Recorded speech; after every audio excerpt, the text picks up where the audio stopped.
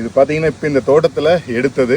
So இது வந்து பார்த்தீங்கன்னா ஏன் மட்டையோட வெட்டுறாங்க அப்படின்னா, இங்கே இருக்கிற அந்த பீஸ் வந்து பார்த்தீங்கன்னா இங்கே டிஸ்டர்ப் பண்ணும். ஸோ அதை வெட்டி விட்டால் திரும்பி வேறு பக்கம் போயிடும். ஸோ இதை அழிக்கணும் அப்படிங்கிற நோக்கம் இல்லை. ஸோ அதனால தான் இது பீஸ்க்கோ எதுக்குமே எந்த பாதிப்புமே இருக்காது. இது இங்கே இருக்கிறது மட்டும்தான் தேன். ஸோ இதுலாம் பார்த்தீங்கன்னா தேன் இருக்காது. ராஜா வீடு இதில் வந்து தேன் இருக்காது. இதாங்க அந்த முருங்கைப்பூவோட மகரந்தம். ஸோ இந்த ஹனி வேணும் அப்படின்னா இங்கே பாருங்கள், நல்லா விளைஞ்சிருக்கு தேன். 1 கிலோ கூட வராதுன்னு நினைக்கிறேன். இது வந்து பார்த்திங்கன்னா இங்கே யூனிட்டில் வந்து நாங்கள் ப்ராப்பராக வந்து மிஷினில் பண்ணுவோம். ஸோ இங்கே நம்ம எடுத்த இடத்துலேயே பேக் பண்ணுறதுனால பாட்டில் கொண்டு வந்தோம்.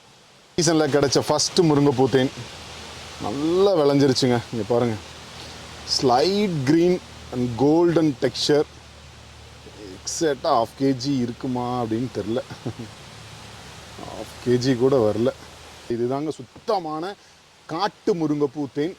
100% அயன் கண்டென்ட். அவ்வளோ அயன் இருக்குது இதில். ரொம்ப ஒர்த்துங்க. இந்த ஹனி வேணுன்னா சொல்லுங்கள், இது கொரியர் பண்ணலாம். நிறைய கேட்டிருக்காங்க. ஸோ இதே மாதிரி இன்னும் 2-3 எடுத்திருக்கோம். ஸோ இதே மாதிரி முருங்கைப்பூ வேணும் அப்படின்னு சொல்லுங்கள், ஸ்க்வீஸ் பண்ணி அனுப்பிடலாம். தேங்க்யூ.